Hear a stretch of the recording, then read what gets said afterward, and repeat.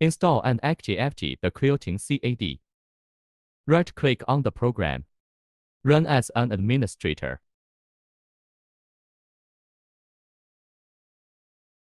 Next. Select English. Next. Next.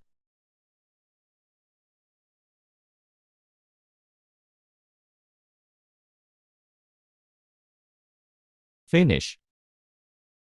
After the software installation is completed, the icon of this software will appear on your computer desktop. Right-click the icon. Run as an administrator.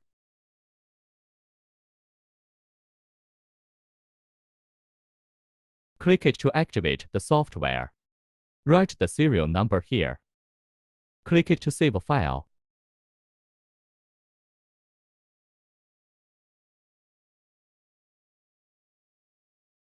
Send the file you just saved to the GetonAgain.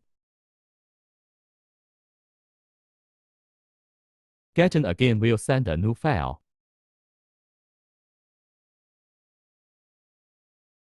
Click it to open the new file.